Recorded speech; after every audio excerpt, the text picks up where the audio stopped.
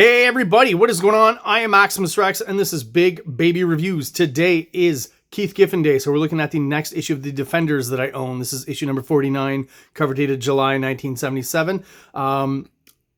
In the early 70s, once Kirby left Marvel to go to DC, Stan Lee has been quoted as basically telling the artist, try to draw like Jack Kirby. So a lot of the stuff from the 70s, if you look closely, kind of have that Kirby vibe, even though it's not drawn by him.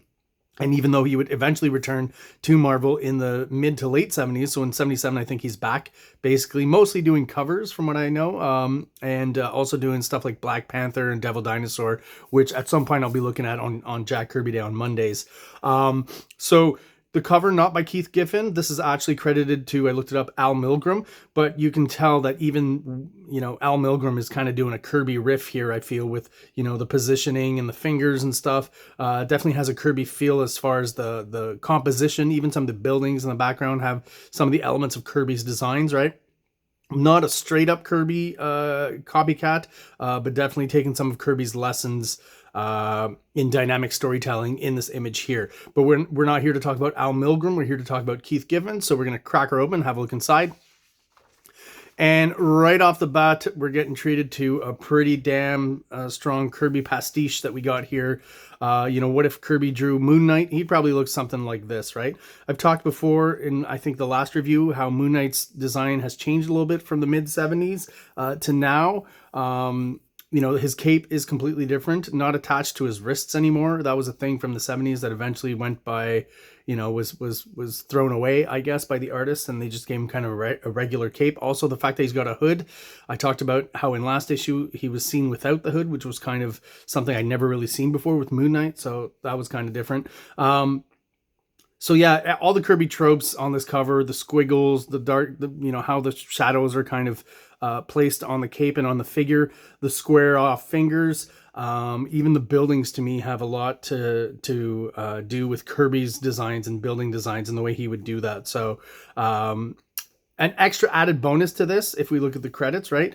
David Kraft is the author and also the colorist. That's an odd kind of pairing. Didn't know, don't know of many writer colorists out there in comics, but hey, I'll take it. I kind of like the colors here, to be honest. Keith Giffen and Mike Royer are the artists. So the fact that Royer is inking Keith Giffen probably even helps highlight even more that kind of Kirby influence. Mike Royer, I've mentioned before, probably my favorite Kirby inker. So definitely helping to bring the Kirby style out in Keith Giffen's pencils here. Watanabe and Roy are doing lettering, and that's where we're going to leave it. But a great splash page to start off. Great dynamic shot of Moon Knight. I think it looks pretty cool. There's definitely a difference, I would say, between 70s Moon Knight and Moon Knight that we know today, right? His costume has been tweaked and adjusted a little bit throughout the years. So we get some typical Kirby action in these three panels up here, right? Lots of movement dynamics with Moon Knight flipping around this flagpole, right? Running around. Flagpole is very important to superhero comics, right? So this kind of almost splash shot that we get here is really cool. Got a lot of Kirby tropes in here. The backs of heads in the foreground here, the kind of squared off fingers. All the Kirby tech that we see here surrounding this is, what's his name? Nighthawk. Without his mask here, kind of strapped into this machine for some sort of experiment, but definitely evoking all the Kirby greatness when it comes to, the spotting of blacks, the squiggly lines, the foreshortening of the arms, the way it's done here, and again, all that Kirby tech. The coloring definitely, again, has a 70s feel, which I love. I love kind of the color palette, the color choices artists would make in the 70s, the actual colors they would choose. So this comic color-wise is pretty darn good. And printing-wise, it's been talked about how in the 80s printing kind of got set back a little bit as far as the look of the comics and the coloring goes, where you can see the dot patterns of all the colors. This one is pretty, like, the dots are pretty close together. And not quite perceptible unless you really look up close. So I do appreciate that. I appreciate that they've just decided as well in this character Scorpio to kind of do an outline on this, lower face mask thing that he had going on last issue. I mentioned how I don't know if that's a 5 o'clock shadow or part of his mask. Now it becomes a little clear that it's probably something that he pulls up over his face, and again is less confusing and does not now resemble someone who hasn't shaved, right?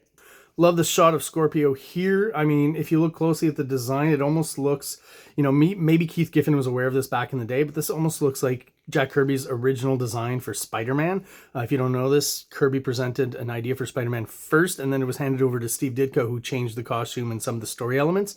This whole panel here, figure work at least, is definitely mirroring some Kirby stuff and aesthetics, added with some added in Steranko kind of psychedelic vibes in the background there. Really cool. You know, something like this definitely is more maybe inspired by the Steranko kind of design sense, right? The face here being crashed through with the character and kind of breaking up in glass. Not a realistic kind of thing, more of a symbolic shot there, which I think works really well, actually. The ads, lots of ads in this one. So storytelling wise, you know, layout wise, pretty standard stuff. You're getting some overlapping panels here and there all throughout, and some stuff that'll become maybe more popular in the 80s and 90s with Image Comics, with, like, you know, using some of the elements from the picture to become the border of the panel here, which I think is pretty cool and clever. And obviously this is, you know, to kind of give us a flashback sequence to what's been going on. Down here, lots of Kirby foreshortening when it comes to the giant fist here in the foreground. This hand here, I mean, you know, you could almost believe this was a Jack Kirby drawn hand. The kind of squared off shapes, this kind of hatching that he would do, and the squiggly line, for lack of a better term. That's usually what we call the Kirby lines, the squiggly lines, right? I mentioned last review as well, when it comes to the ladies, I feel like there's a lot less Kirby inspiration in his depiction of them and how he draws them. Not that they're bad in any way, but definitely not as reflective of the Kirby aesthetic as the male figures all the way throughout. Pretty interesting background designs, I think, from Giffen generally. Again, evoking the period, the 1970s. You know, this is definitely a product of its age when it comes to, you know, the elements in the apartments and the design of those places, those backdrops, and the coloring as well is very reflective of that as well. Again, we get kind of a, you know, I definitely feel like there's some Steranko in there as well when it comes to design elements. I've talked about before how, you know, Steranko took a lot of inspiration from Kirby and then kind of pushed it forward with stuff like this down here, right? This drawing kind of abstract form of the human figure here is definitely more from the Steranko school, I think, than from the Kirby school. So you get elements of both. And, you know, Nick Fury guest stars in this issue. So maybe, you know, Giffen is thinking back to his favorite issues of S.H.I.E.L.D. drawn by Steranko and taking some inspiration from that. This is just kind of funny where they're just, basically the Hulk is crashing some sort of annual picnic. It literally says it's the Hulk, he's crashing our picnic. And I guess he's just hungry, basically. More 70s ads for Marvel products. Marvel was really big, at least at this point, on licensing their stuff out to other companies that were making, you know, derivative products here. So we've got patches right here. Mighty Marvel Mazes, Mastermind Wondrous Word Finds, so crossword puzzles. You know, I don't know how interesting and how much these sold, but, and of course Stan Lee Presents everywhere. You know how that goes. Got a Spider-Man kite here. It's always funny to me when in these old ads we don't see a picture of the product but a drawing of it, so you have to assume maybe that the actual product kind of looks like crap and they got to use an image to try to sell it. You know, I don't know if you guys have seen these today now where they design these with like a drone inside, or they can actually fly around. Fucking hell. Oh, and funny to see as well, Spider-Man, Batman, Superman, and Captain America all in the same ad. You know, that would be kind of avoided later on, but I guess, again, because this company here, Sky Heroes, Mark's Toys, has the license for both the DC characters and the Marvel characters, well, they're appearing on the same page here. Crossover before crossovers in ads. But I guess at this point, 1977, the Marvel DC crossovers are just around the corner, or maybe that year. I'm not sure if it's 77 or 78. I might be wrong on that. Could even be 76. So yeah, the Defenders obviously confront the Hulk. And there's going to be a battle that ensues, of course. Giffen's version of the Hulk, like, there's, you know, I wouldn't say it's Kirby-ish at all in some of the poses and the depiction of the hands and stuff, sure. But even here, there's still a bit of an amateur kind of quality to his art where the foreshortening isn't quite, what's the word I'm looking for? Quite perfected yet, I guess is what I would say. He's still working on some of that stuff. And some panels it works, and some panels it doesn't work quite as well. You know, I kind of like this somewhat in a weird way, but again, I feel like some of the foreshortening is a bit off. This shot of the Hulk, though, pretty darn cool, coming at you. Very Kirby pose, very Kirby feet. I know that's a weird thing to mention. And again, the buildings in the background, if you really pay attention, there's really owe a lot to Jack Kirby's designs. We got a little cameo here by the Jack of Hearts. Is that his name? Yeah, just real quick on the billboard there. Not quite sure why that's thrown in, but always like, you know, on Moon Knight, the spotting of shadows, which, you know, with Kirby, if you pay attention, it kind of doesn't make sense, right? It's made mostly to, or used mostly to differentiate elements and separate things from the foreground and the middle ground, not necessarily trying to reproduce, you know, an exact kind of precise shadow, which I kind of like and enjoy. It gives it, again, that slightly psychedelic vibe. A lot of these layouts are very similar to Kirby's as well. Kirby would do the 4-panel kind of layout and the 6-panel layout that you see here. So I definitely feel like he's getting that from Kirby as well. The close-up of the teeth here, similar to Kirby's, except the Kirby would kind of, a lot of times, just draw the teeth as one big kind of shape and not necessarily define each tooth as much as we're seeing here. But I do feel like this works. And again, is very close to, you know, that close cropped Kirby shot that he does sometimes with the eyes or the mouth. Definitely inspiration taken from Kirby there. More ads. Even more ads. To have 4 pages of ads in a row, that's a bit of overkill. So I give credit to Giffen for the backgrounds. I think they're all very good and very evocative, and he doesn't cheap on them. If you look through, you know, lots of little panels here, he's giving you some background elements pretty much in every shot, except for maybe these two, which are really close-ups. And you know, most times they're not needed. A lot of times you just throw in kind of a flat color, but he still goes the extra length of adding kind of a shadow here, a round shadow behind our characters here with a bit of a spotlight yellow. And here he's kind of taken, you know, the abstract, rounded off, curvy Kirby shadows that he would throw around and deciding I'm going to do that thing, but I'm going to make them angular lines here, so make it a little bit different for the shadow. I think that works really well. You know, is this a light fixture? Is just a space where there's light? We don't know, but I think it works really well. Just an abstract element to make the image a little more interesting and create an extra plane behind the characters. More ads. Hopefully not 4 pages in a row. Nope. So the Hulk here just basically trying to get away from the defenders here. He says it himself. Hulk did not want to fight today. On other days he might have wanted to, but not today.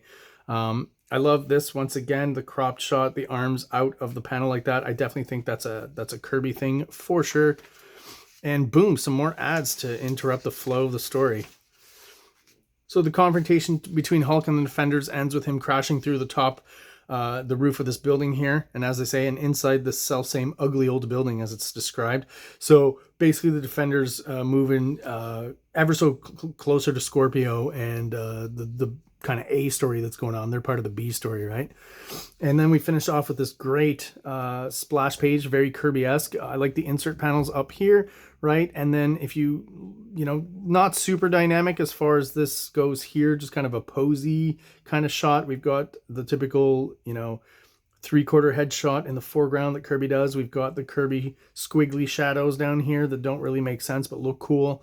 We've got this character here who to me really harkens back to Calabac from the New Gods. Very similar kind of look and design there. And again, those background elements, the Kirby tech kind of mixed in with the Steranko tech, right? You're getting kind of a mix of both there that I think, again, really work well. And really, you know, the only interest I really have in the Defenders here is the artwork and what Keith Giffen is doing with it. And, you know, I think he's doing a really good job at giving the comic those Kirby vibes mixed in with a bit of Steranko and, you know, I'm assuming a bit of himself, which as he goes on through his career, we'll see more and more of. And some more ads. So there you go, guys. That is my review of the Defenders issue number 49 by Keith Giffen, at least on Art Chores. If you're still watching and you're subscribed, thank you so much. I really do appreciate you sticking around. We're on the road to 500 subscribers, so if you can tell your friends and family members who are into comic books to come check out the channel if they like it to subscribe, that would definitely be appreciated. At 500, YouTube recognizes us as an official channel and gives us a bit of help in getting us out there and hopefully reaching more people. If you're watching but you're not subscribed, please do so below. It only takes a quick second for you, helps the channel out, and it helps us grow. So everyone out there watching, thank you so much. I really do appreciate it. Have yourselves an awesome day. King Comics presents Big Baby, Volume 1, Issues 1 to 13, 204 pages of story and art. King Comics also presents Star Crasher one-shot, 32 pages, cosmic sci-fi surrealist adventure.